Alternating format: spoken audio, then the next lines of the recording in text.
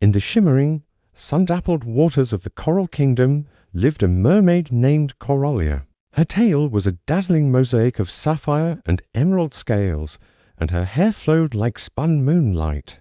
Coralia wasn't just known for her beauty, she was known for her boundless curiosity and a heart as warm as the tropical currents she swam in. Her best friend was a young dolphin named Finn, whose sleek, grey skin shone like polished silver, and whose laughter echoed through the water in a series of happy clicks and whistles. They were inseparable. Together, they would race through forests of swaying kelp, play hide-and-seek among the vibrant anemones, and explore the mysterious shadows of sunken ships.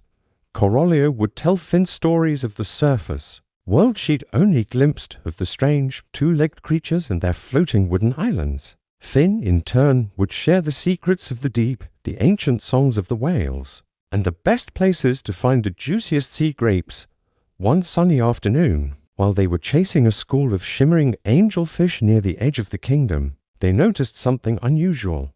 A strange, dark net, almost invisible in the water, had been cast near the Forbidden Canyon. The elder merfolk had always warned them to stay away from the canyon, a treacherous place with strong, unpredictable currents and tangled debris from the human world. Coralia felt a shiver of unease. "Finn, look! What is that?" she whispered, pointing with her slender hand. Finn, ever the adventurer, swam closer for a better look. "It's just an old fishing net, Coralia. Nothing to worry about," he chirped, his voice full of youthful confidence. Before Coralia could protest, he darted forward, playfully nudging the net with his snout.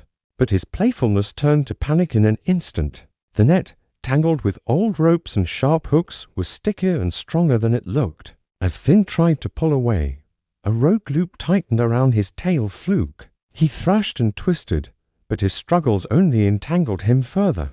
The net began to drag him slowly but surely towards the dark mouth of the Forbidden Canyon.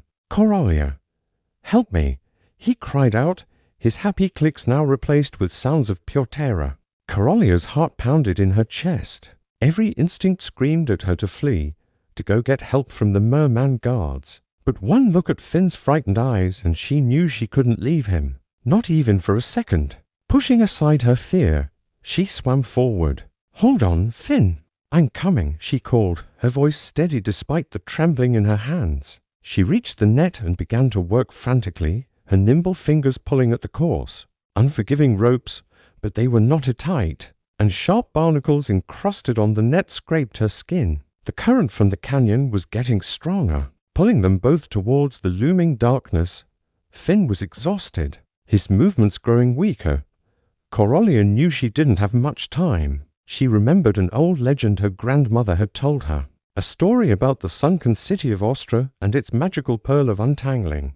The legend said the pearl could loosen any knot, free any captive. The city was said to be hidden deep within the Forbidden Canyon, a place no one had dared to venture for centuries. It was a desperate, dangerous idea, but it was their only hope. "Finn, listen to me," she said, her voice urgent.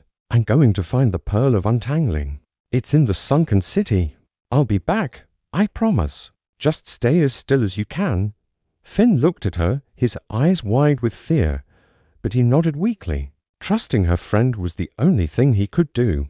Taking a deep breath, Coralia let the current pull her into the canyon. The water grew colder and darker. Jagged rocks and rusting metal skeletons of old ships loomed like monsters in the gloom. The current tossed her about, but she fought it, using her powerful tail to navigate the treacherous path. She followed the faint, shimmering trail of bioluminescent moss that was said to lead to the city. After what felt like an eternity of battling the relentless current, she saw it, a faint, pearlescent glow in the distance. As she drew closer, the ruins of a magnificent city emerged from the murk. Towers encrusted with ancient corals reached towards a sky of dark water, and empty plazas were paved with mother-of-pearl. It was the sunken city of Ostra. At the very center of the city, atop a grand pedestal, rested a single, perfect pearl. It glowed with a soft, warm light, pulsing gently like a sleeping heart. This had to be it, the pearl of untangling. She swam to the pedestal and carefully lifted the pearl. As soon as her fingers touched it, A wave of warmth and calm washed over her. The pearl felt alive in her hand. Clutching it tightly, she turned and began the difficult journey back, fighting against the current that had so easily pulled her in. When she finally emerged from the canyon, she was exhausted, but relief flooded through her when she saw Finn, still trapped but alive. The net had pulled him dangerously close to the canyon's edge. "I have it, Finn," she gasped, swimming to his side. She held the glowing pearl against the tangled ropes. Instantly, the magic began to work. The tight, stubborn knots seemed to sigh and relax. The ropes unwound themselves, loosening their grip on Finn's tail. Within moments, he was free. He swam a wobbly circle, then rushed to Coralia, nuzzling her in a gesture of profound gratitude. "You saved me, Coralia. You were so brave. You went into the canyon alone." Coralia smiled, her exhaustion forgotten. "I would do anything for you, Finn. You're my best friend." Together, they swam away from the dangerous net and the dark canyon back towards the bright, familiar waters of the Coral Kingdom. The pearl of untangling, its magic spent, was now just a beautiful, ordinary pearl. Coralia tucked it into a small pouch, a reminder of her journey and her courage. When they returned, the story of their adventure spread like wildfire. The elder merfolk, including the king, listened with awe. They had always seen the canyon as a place of death and despair, a forbidden zone. But Coralia had shown them that even in the darkest places, courage and friendship could bring light. As a reward for her bravery, the king of the Coral Kingdom declared Coralia a hero.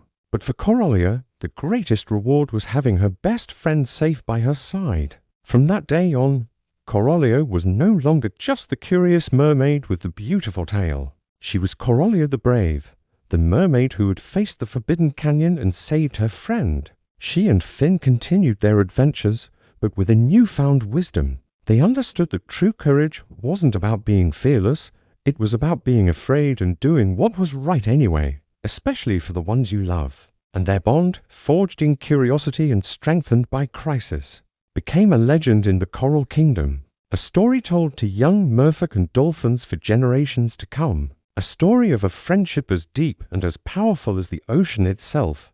Thank you for watching, and don't forget to like and subscribe for more stories.